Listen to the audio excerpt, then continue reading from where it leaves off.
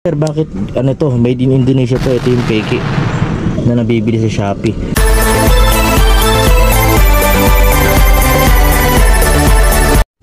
Okay, what up mga boss mo. Lucas Moto nga pala mga boss. Bibigay lang ako ng konting kaalaman about sa mga ganito sa hindi pa nakakaalam, no?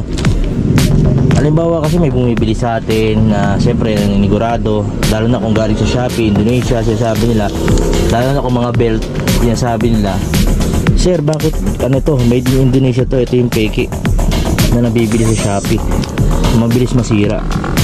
Depende po yan sa pagbibilan nyo. Kung legit na nagbibenta ng Honda parts yan, katulad sa akin, ayan, stock natin, puro Honda yan, ayan o. Ito nyo naman o, Honda, puro lahat yung karamihan Honda mga boss yan. Original Honda naman tayo lahat. Yan, madami tayong parts, puro Honda yan o. Legit na Honda to mga boss mo. Yan. Kasi dito tayo, babalik tayo dito about dito sa sinasabi ko.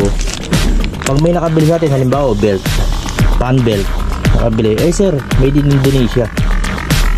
Bakit ganyan? Fake ito. Pag made in Indonesia, ito yung binibili sa Shopee, mura-mura lang yan. Magkano lang yan dun magkano mo binibenta, parehas lang naman yan. Magkaiba ho, hindi ho parehas ha. Kasi yung sa atin po, yung stock natin, legit na original talaga to. Galing talaga ng Honda, gawang Honda. Hindi ko lang alam kung saan gawa yung mga nabibili sa Shopee na sa Indonesia, sa Shopee na mga mura, lalo na pag sa Indo ka bumili. Mga ganito nakalagay, katulad to, ito, mga boss mo. Yan, hindi nyo nakikita nyo ba? Kasi nakalagay dyan, made in Indonesia, no? Laksda, Yos, Sordaso, Jakarta, Indonesia. Made in Indonesia, no? Pag ganito, made in Indonesia, hindi po to fake. Kung bibili po kayo sa Indonesia, yung mismo sa Shopee, hindi ko naman sa sinisiraan sila, pero yung mga ibang items sa nila medyo madaling masira, di ba? Nakikita nyo naman. Kasi sa mga Honda, iba-iba kasi ang gumagawa, katulad nito mga boss. Papakita ko sa inyo ha. Merong gawang Thailand. Kita nyo ba yan? Thailand, no? Thailand mga boss yan. Made in Thailand to, di ba? Tapos meron ding, nakikita nyo ito, legit naman to na talagang galing sa Honda, gawang Honda. Ayan, Huyang Honda Motor Guangzhou, made in China naman to. Pero ito galing mismo sa factory ng Honda, may factory siguro sila sa may China. Ito galing to doon talaga, sila mismo ang gumawa nito. Kaya sure na gawang Honda talaga to, hindi siya fake. Pero kahit na made in China, hindi yan fake mga boss ha. Original pa rin yan. Kahit sa mga parts na ganito, meron niya mga boss. Ito, katulad na ito, tingnan nyo. Ito, taga saan naman. Ito naman sa Batangas, oh. Ayan, oh, Batangas. Ito, nababasa nyo. Nababasa nyo ba? Ay nakalagay, distributed Honda Philippines, lot 34 phase 1, Tanawan, Batangas, mga boss. Yan. Meron din made in Philippines, katulad na itong isa na to. Ito. Pakita sa nyo. Ito, heat guard to, heat guard. Yan. Heat guard. Pero made in Philippines tayo nakalagay, oh. Made in Philippines, Honda Motor. Sa Batangas din to, Tanawan mga boss.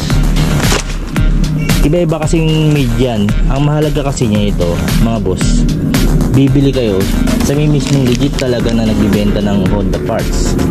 Kung mabibila nyo yung iba na makabenta lang, benta lang ng benta, walang malasakit sa inyo, kawawa talaga kayo. Kasi dudurugin talaga kayo nila na benta kayo ng belt na Indo, yung gawang Indo na hindi ko alam kung sino ba talaga gumawa nun, o pineki lang, hindi natin masabi. Kasi nga yung iba nagrereklamo pag ganyan yung kinabit nila, sira agad, di ba? Ilang buwan lang mapapatid agad. Meron din namang Indonesia na belt, paggawang Honda, matibay syempre.